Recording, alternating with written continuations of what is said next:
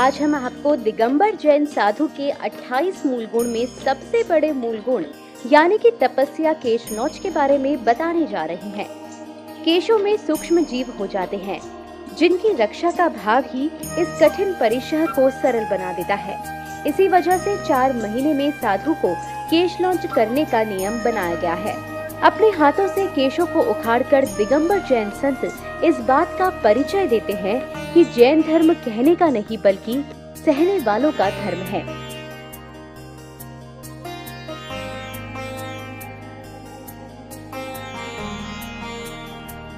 जैन धर्म में साधु संत कठिन से कठिन तपस्या को सहजता से सहन कर लेते हैं, नग्न रहते हैं, कैसा भी मौसम हो पद विहार करते हैं, चाहे कितनी भी लंबी यात्रा क्यों न हो, एवं एक बार आहार ग्रहण करते हैं, वो भी खड़े होकर। इन्हीं मूल गुण में एक मूल गुण कठिन तपस्या है केशनौच। शरीर के बालों को हाथों से उखाड़ना केशनौच कहलाता है। दिगंबर मुनि एक केशनौच के बाद दूसरी बार केशनौच कम से कम 2 महीने और अधिक से अधिक 4 महीने में कराना अनिवार्य है। केशनौच करते हुए मुनि घास फूस की तरह अपने हाथों से सिर, मूछ, दाढ़ी के बालों को उखाड़ते हैं। साधु शरीर की सुंदरता को नष्ट करने और अहिंसा धर्म की पालना के लिए केशनौच करता है।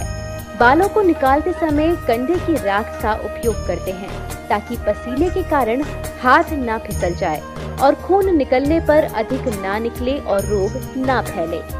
दिगंबर साधु केशनौच करते समय ये भाव रखते हैं कि कर्मों की निर्जरा हो रही है, पाप कर्म निकल रही हैं, जिससे दर्द का अनुभव भी नहीं होता है। केशनौच करने के पीछे एक कारण ये भी है कि साधु किसी पर अवलंबित नहीं रहते हैं। वो स्वावलंबी हैं और अपने कार्य स्वयं करते हैं, किसी से नहीं करवाते हैं। इससे हिंसा भी नहीं होती। शरीर की सुंदरता बालों से होती है। हाथों से निकालने पर शरीर की सुंदरता की इच्छा भी चली जाती है। प्राणी संयम की पालना भी केशनौच से ही होती है। जैन साधु जब केशनौच करता है तो उसका तेज तो बढ़ता ही है, उसकी आत्मा की सुंदरता भी कई गुना बढ़ जाती है। यही वजह है कि जैन साधु अपने आत्म सौंदर्य को बढ़ाने के लिए वो कठिन से कठिन साधना को करता है। जिस दिन जैन मुनि ये केशनौच करते हैं उस दिन उपवास भी रखते हैं, सिर्फ इसलिए कि मेरे केशों के लुंचन से बालों में होने वाले जीवों का घात हुआ, उन्हें नष्ट हुआ हो, तो उसके प्रायश्चित स्वरूप मैं उपवास करता हूँ।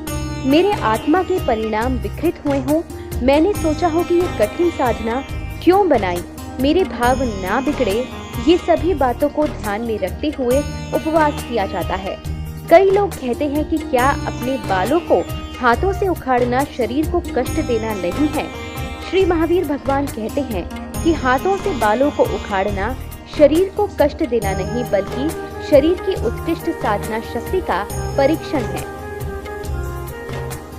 Bureau report.